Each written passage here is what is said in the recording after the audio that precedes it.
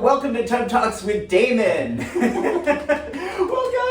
My special guest is not Santa Claus, though you may have, but is Tym Moss, New York entertainer, legend, interviewer, media personality. Well, thank you very much. Welcome to the tub. Thank you. I am. Believe me, it is the holiday season, and this ho ho ho is very happy to be here. Mwah, mwah. I'm so happy you're here. Welcome to take the my tub. Santa beard off. Welcome to the tub. Thank you. Thank you for being here. How are you doing? I'm wonderful. I'm wonderful. It has been kind of a moment in time, or the last few years. This has been unlike anything any of us could have ever predicted. Yeah. But we're back. We're coming back, and I'm so grateful for that. So grateful that there's glimmers of just I had 3 events on Saturday and 1 event on Sunday that I was out at. So things are starting to return, which I'm so happy. Are you? A lot of people are saying that they're feeling like kind of uneasy in social situations. It sort of feels like you got out of the habit of being in rooms and socializing with other people. Oh, how's that for you? That's definitely something. Well, I've been out and about since probably January. Not fully, but like we do a weekly show down in the East Village on every Wednesday. So I've been going down there since January while the pandemic was still kind of in full bloom. So I've been out and about a little bit more, but I've noticed there are a lot of people that are just not comfortable with it. And my recommendation is that don't go if you're not comfortable. And for the ones that are, it's glorious and great to be back. Right. And, to see people and to get in people's tubs. Yes.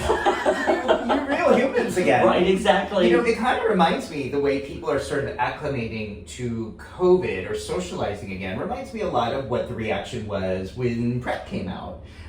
People kind of had to find their comfort level at their own pace. Yes. You can't force anyone to do it. You can't should or shame anyone into it. Right. You just kind of have to do it incremental. Now, some of us, I think, like I was just, I also had been running around New York City this entire time. I never stopped. I've been in social situations. So, but I think for some people, the risk issues feel absolutely, it's really very real, and they just have to instead of jumping in the deep end or jumping in the tub, they just sort of have to put their toe in, one little toe just at a time. the tip, just and the tip. All of that is okay. All of that is absolutely. Okay.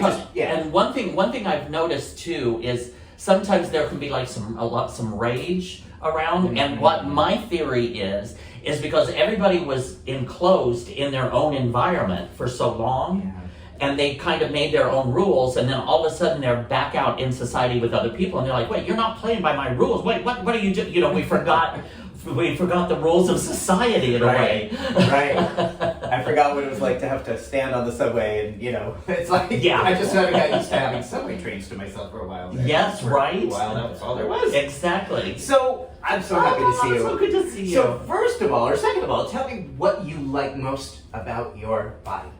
Oh my goodness. Well, I don't know because I can't see it, but I would say my ass. Yeah. I mean, tell me more. Men just, they seem to like my ass. They always have. I'm not sure. I guess I have a bubble butt or something. I don't know. I can't see. But that has been one feature that I get a lot of compliments, and also my blue eyes. Yeah. I get for my blue eyes. Yes, those I can see right now. Yes, I saw earlier. All very nice. Well, that's awesome. That's awesome. You have been now part of New York life, and you have been a presence here for at least 20 years. Well, I've lived in New York for 40 years. It'll be 40 years in March. Yeah. What brought you to New York City initially 40 years ago? Well, entertainment. Yes. To be an entertainer. Well, also, I grew up in Indiana, and in small town Indiana, and at that time, you could not live openly as a gay man.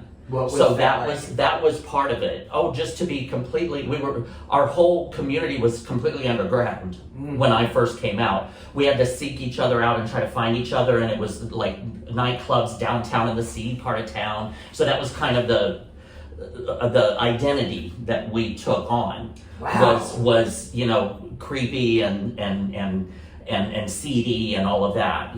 So. But little by little, because I started noticing at the clubs, like, oh wait, he's like works at the post office, and this guy over here is a policeman, and this one, I'm like, wait, we're everywhere. And then all of a sudden we started to come out publicly a little bit more. And Yeah, it's and then about that time was when I moved to New York to pursue entertainment and also to just live freely and openly as a gay man. Wow. Now, And I had to leave everything I ever knew and everyone I ever knew. That was not easy. how did people at a time like that, we're talking about the 1970s, Mhm. when gay people, as you said, could not live out and openly, Mhm. and we had no thing like, there was no Scruff, there was no Grindr. Right. How right. did gay men cruise? How did gay men find each other? Well, I always had my system. I was on the road a lot too. Uh-huh. And I learned real quick what you do is you go, if I'm in a new city, I would go downtown whenever just drive downtown till the buildings got tall, take any exit, go right downtown, and there's always an X-rated bookstore downtown. Yeah. And they always knew where the gay clubs were. Interesting. Yeah, that was always my system. So I was always, Wow. I learned how to just take this exit. Hi, where's the gay clubs? There, thanks, bye. Wow. It took me no time to find the gay men So in that town. was a pretty good plan. That was a pretty good model. Yeah, pretty that reliable worked. model. Yeah. I always love it hearing just, we're so resilient. And I think gay, Yeah, I think, yeah. when we're under oppressive circumstances, we learn Mhm. creative ways to connect. Yeah, And I'm yeah. always interested in hearing kind of the codes, the systems. People have talked to me about their systems cruising in libraries, that it was really intricate, of right. books at a certain place, at a certain corner. Uh-huh. That there were just certain ways that gay men found each other Yeah, before right. it was acceptable to do so. Absolutely. And so you would get the 411 on like where the clubs are or where the places were. Were they telling Yeah. you like were there clubs or were there parks or bookstores or how were you? All of that. All yeah. of that. It was all of that. Yeah. Wow. And yeah, it was again, it's a different time and people have such difficulty. But you know what's so weird is growing up there, I could never open up. I could not live openly and tell the other boys that I thought they were cute, and because it was in fear of pain, like somebody could easily beat you up or possibly even kill you at that time. Were you ever threatened? Oh, always, yeah. But again, I never. It was more like, getting yelled at. Oh, faggot, queer, homo, da da da, and that was just on the bus on the way to school. After I got to school, it was something else. But So you were getting bullied in school? yeah, oh yeah. Wow. And not extreme, but then somehow I kind of rose above that. And honestly, I didn't even know what queer or homo or faggot was at the time. It was imagine my surprise when I discovered I really was one. Yeah. Yeah. But Like, how dare they be right? But I never. Share Ducky to remind I us love to these be duckies. who we are. Yes. But I never. It affected me psychologically, even to this day. Now that we can even get married. We've come so far that we are actually. It's legal to get married, and I still have trouble gazing at another man. Like I still don't want him to know that I was cruising him, that I was checking him out, because I'm afraid he might beat me up. Right. I still have those thoughts in the back of my head. Right. So there's still that association with attraction with danger or something. Absolutely, yeah. I bad still happening. associate that, yeah. Yeah. And especially out in public, because out in public was where we always were the targets. We could. And then you moved to New York. I'm doing the math. So it was like early 1982. 82, yeah. And that was smack at the very beginning of the AIDS crisis. Well, yeah, it was probably about 3 years later, probably about 85-ish, was when it really, we started hearing like in the theaters or the back rooms of the clubs, about this disease and what's going on, and we had no idea, or the gay cancer that was going around at the time, and yeah, and then it started to get worse and worse because the nation federally, they weren't even mentioning it, they weren't talking about it, we were just kind of on our own to try to figure out what's going on here. And at that time, if you contracted HIV, you died a skeleton 6 months later. I saw it so many times, and that again has still affected me to this day. That's why I commend you on the PrEP and being an advocate for PrEP, because I still have trouble barebacking, because of all I went through in the 80s. I'm grateful that that is there and it's out and good. good So stuff. in your mind, again, sexuality was singed with death. Right. Oh, I never thought of that. That's right. Yeah. Once again, my sexuality is kind of plagued with, with death and fear and misery. Yeah. And so thank you for speaking to that. Sure, and sure. I think that is something many people share. And I think that's not really acknowledged or talked about enough. It also just reminds me how resilient and fierce you and so many people are to have lived through all of these times when being gay was socially unacceptable, sexually dangerous, medically stigmatized, and here we are in a bathtub talking about it. Naked, love it. Fierce, yes. So how did you cope with this, living in New York City, with the AIDS crisis, losing friends? How did you cope? I honestly don't remember. It was just such a dark time.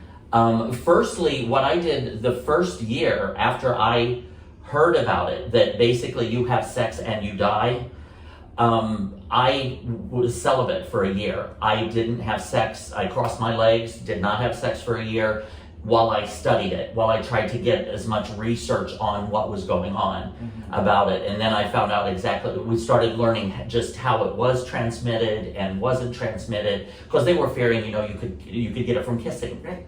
We just didn't know. It was almost like COVID. At the beginning of COVID, we had no idea how it was transmitted. That's why when COVID started up and they're like, oh my God, it's a pandemic, all the gay people were like, bitch, please. We've been there. Yeah. Right? I remember. It was very similar. People were telling me, by the time I came out, we kind of knew how HIV and AIDS were transmitted, but people would tell me we didn't know if it was coming from the smoke filters in the bar. Exactly. Right? Like, how did you get it? Was it in the cigarette smoke? Was it in saliva? There was just no way to know. Right. And during that time, I just took a pause on sexuality until I knew exactly how it's transmitted, and we found out it's through blood, blood to bloodstream. Yeah. So that's why, like HIV, intravenous blood needle users, and if you share, that is right from one bloodstream into another. Anal sex, and so that's why from that point on it was condoms. Condoms are nothing for me. So. Wow. And I'm still HIV negative. And, Wow.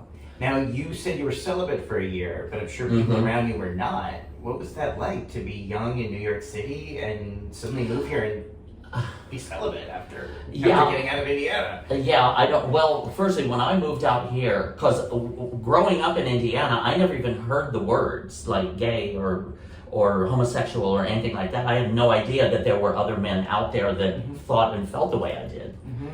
And so when I moved to New York and discovered that, there's a lot of men out here in New York, I went nuts. I mean, I was everywhere, every night, having fun, multiple times. And then when I heard about this AIDS thing, it was kind of like, put the brakes on. What? Who said what? Huh? Yeah. And that was pretty much how it was. I went from 100 to 0, slamming on the brakes. And so how did you take care of yourself emotionally while all this was going on? Excuse me while I get some water because I'm getting choked up literally. How did you take care of yourself? Were there any I don't know services out there offering help or support for what you were going through? Nothing that I knew of. No, we just had to deal with it. And how did you deal with it? Or how did you not deal with it? I had some friends. There were a couple times when I was the last person that they spoke to, because there were so many that at that time that once they contracted it, that their parents just left them, their families left them. They're like, okay, you're gonna die. I don't want anything to do with it. And it was so horrifying to watch. And again, a lot of times even the medical staff wasn't sure how to do everything. And I remember Raul, a friend of mine, I went down to visit at St. Vincent's, and he had contracted AIDS and we weren't sure how much longer he had. And I just remember when I went down to visit him and I was about to walk in the door and they stopped me and they said, you've got to put on, practically a hazmat suit, with all of that and the mask and the whole bit. And I walked in, and he was the only one in the room, and I didn't even recognize him. He had lost so much weight, but I just, I walked in like I always do. Hey, how are you? Oh my God, it's so good to see you and talk. And we chatted. And again, we didn't know at that time how it was transmitted. And so finally I could feel myself after, 10 minutes or so of hanging and chatting and laughing with him and getting him laughing. And I could feel it starting to build up, boil up. So I just said, well, listen, I got to run. I'll talk to you again soon. And I pulled the mask down and I kissed him on the forehead, and he burst into tears. And he said, that's the first time anybody has touched his skin in over a month that he had been touched. And I will never forget that, ever forget that. And so I just said, said something like, well, I'm glad that I was the one or something, and walked outside, and I collapsed out in the hallway outside of his door. That was rough, yeah. So those are some of the things that we went through, and just had to deal with it. We didn't know how else, but yeah. Thank you for sharing that. Sure, and what sure. What a profound experience to be that for someone. Yeah. And he passed away, I think it was the next day, yeah. So it was, and there's lots of those stories, yeah. Yes. Mm-hmm. Now, at the time, were drugs and alcohol part of the coping skills for you? Is that? I don't think so at that time. Not really. But I did. Eventually, I just dove headfirst into drugs and alcohol. What drugs were preferred? Cocaine, yeah. And was but I would do anything that was anything available. But was there, in retrospect, a link between some of the anguish from the AIDS crisis and the attraction to cocaine? You know what is very weird? One of my best friends in high school, she had went to a concert and with her new boyfriend, tried cocaine, came home, and she was sick. And I had stopped by to see her, and she was telling me about this, she sniffed it and blah blah blah, and died the next day. Oh my God. So, but her boyfriend was okay. He was fine. So I don't know if it was the cocaine and we don't know what it was, but so I always associated cocaine with death. And it was interesting that became my drug of choice, because it was basically like a slow suicide. I didn't realize it at the time, but I developed a very extreme addiction and alcohol over the course of 20 years that, by all accounts, really should have killed me. And was it a passive suicide attempt? And I think it in retrospect, I think it was. I had went one time when I was wanting to get off of it, but had no idea how, to a friend's Pentecostal church. And the preacher, the woman, called me up, and she said something about, I get this feeling that you're committing suicide. And I'm like, no, I'm not. And as soon as I left there, I thought, oh my God, the coke. The coke has slowly been killing me for 20 years. I was like, yeah, she was right. And then how did that change? Well, it was kind of a sign from the universe that I need to. That was the sign? Well, that was one of them. Okay. Yeah. I had a few signs that. Okay, so a few signs that it was time to make a change, or else. Well, basically, there was one moment, and I shared this in my cabaret show, where it felt like I was standing on the edge of this bottomless cliff.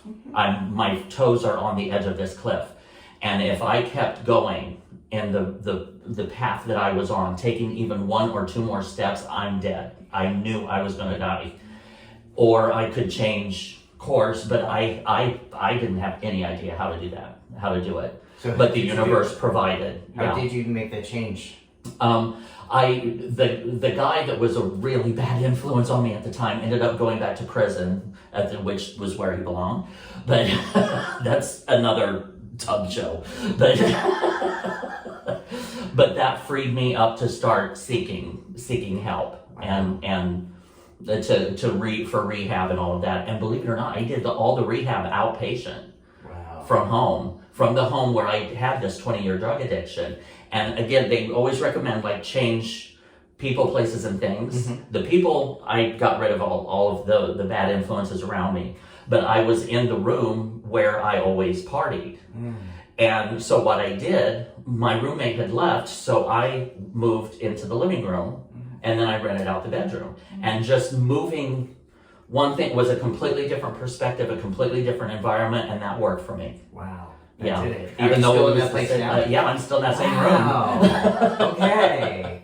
Yeah, if it ain't broke. And it's been 25 years now without cocaine? 15. 15, Yeah. Okay. 15 years. Yeah, that was 2005. I went in to rehab, and 2006 I put it down for good.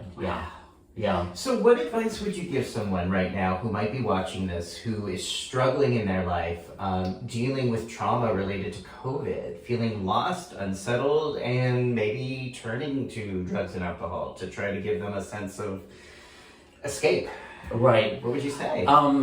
That hope is not lost. That's the first thing. And you're not alone. You're not there. There's help out there. Seek it. I definitely recommend seek the help. What help would you recommend somebody seek?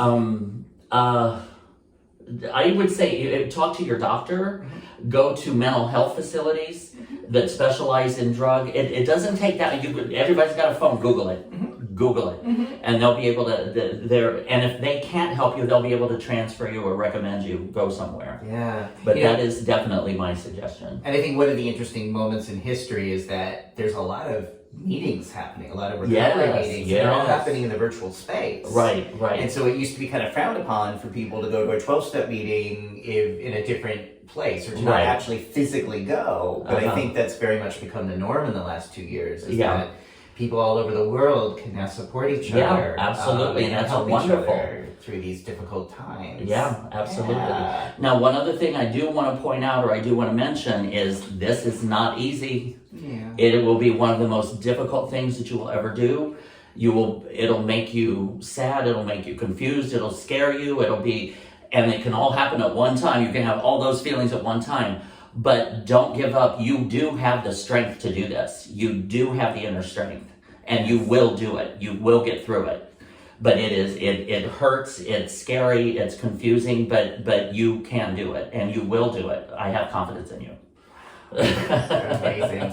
So Tim, from overcoming the homophobia in your hometown to coming to New York, dealing with the AIDS crisis, to fighting a cocaine addiction, yet you still remain so bright, so you still sing, you still show up, you still smile. How is that possible? Well, actually, believe it or not, because I was an amnesiac.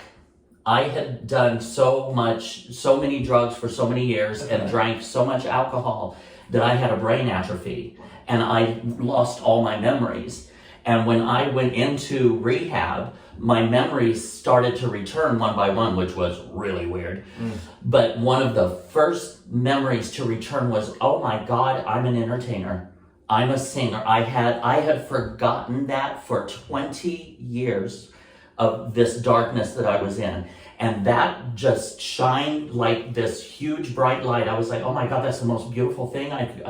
And I was like, well, I always loved entertainment. Let me try to get back into it and see what happens. And just committing to getting back into it, the most miraculous things have just come out of nowhere and landed in my path. And lighting up this narrow path in front of me, which was my way out, along with the help of a lot of doctors and therapists and counselors, believe me, which I say thank you from the depths of my soul, because their contribution truly saved my life. So, yeah, but and still to this day, I have the most miraculous things that just happen for me, and I'm so grateful for it. That's why I'm so glad to be out of that darkness, and it holds no appeal to me whatsoever to return to that ever again. And which frees me up to just enjoy this sunshine and enjoy all this fun and enjoy bathtubs with Damon. and share. Oh, there was a little And we cup have a over bunch here. of ducks. We have a bunch of special guests. But yes. We Oh, have Double here, Ducky, this we have Soldier Ducky, we have Pirate Ducky. I'm not sure what happened to the other one. He's. Oh, I think he's back maybe behind that's here. more friendly with you. Because he Okay. went like that. Oh, I think he came. All over my face. So we still laugh, we still have fun, we Yes. still celebrate. And, That's the good part of life. Yes, and that's what we're here for, and that's what we're here to talk about, and really, help each other through. And Absolutely. I thank you for that. I thank you for being a role model for that for so many of Oh, us. thank you. And I thank you Yes. also. Again, Damon was the first advocate, the first voice in the world, really, for PrEP. And you had been on it for a year, I think? Yeah. The first He was- person to talk about taking loads without HIV. Hello. There you go. That's going to be on my gravestone someday. He liked pizza and sex. And bathtubs. Tim, where can people see more of your work, more of your ideas, more of your entertainment? Where can people follow you? Well, just follow me on social media. It's TYM Yes. MOSS. Yes. On all social media, and Twitter and Facebook and Instagram and all of that. And I always post what I have coming up or what shows. But also, one thing I just want to mention, I am a legitimate movie star. Yay! Oh yes. Let's talk about the movie coming out. Yes, The Junk. Yeah, Junk. Yeah, it's a full-length feature. Yes. It's a musical. Yes. It's LGBT, and there's only 2 people in the cast, just me and my co-star Robbie Wayne. Wow. And we had the New York City premiere about 2 months before we went into lockdown and COVID. Yes. So it was just starting to get out and starting to sail, and bam. So we're going to be lifting it back up and getting it back out there because everybody that I've talked to, and a good friend of mine who's an amazing filmmaker that I was with yesterday, not in the tub though, but he had seen it and he was very impressed and kept saying what a wonderful movie it is. So we need to get it out there for more people to see. And I think our target audience is like older gay men. Okay. Like men especially that used to, that cult following for the original Boys in the Band? That is our audience. Okay. They would love this movie. Well, and that's had some revivals recently too. So anyone who watched Boys in the Band, either the remake or the Broadway show or the original, will like Junk. Yeah, Okay. yeah. Do you show your Junk? On occasion. Okay. Oh, you mean in the In the movie? movie. No, In the movie, no. Okay, all right. Just wanted to check out. Well, hopefully throughout this upcoming year, there will be chances to watch and stream. Absolutely. We'll be featured in festivals. Absolutely. So Follow make sure you watch Junk. Yes. Get your junk. Yes, get your junk on. Get your junk on. All right, babe. Thank you so much. Oh my Love God. you so much. Mwah. I love you and adore you so very much. Oh, you're out to be Tim with an I, and- because Tim with an I goes time, not Tim. I don't know. It's just sort of I've got to tell you, this is the first time that I've ever done an interview naked in the bathtub. So thank you. This was wonderful. I'm happy to be here first. What a great concept, right? Yes, I just think, absolutely. like, why not? Why not? Absolutely. All right, babe. Thank you so much. Thank If you you. liked this interview, share it with people you know. Subscribe right below. If you hated this interview, subscribe anyway and send it to someone you hate. Yeah. And watch for another episode of Tub Talks coming soon. Absolutely. Now it's time to go skin diving. Woo!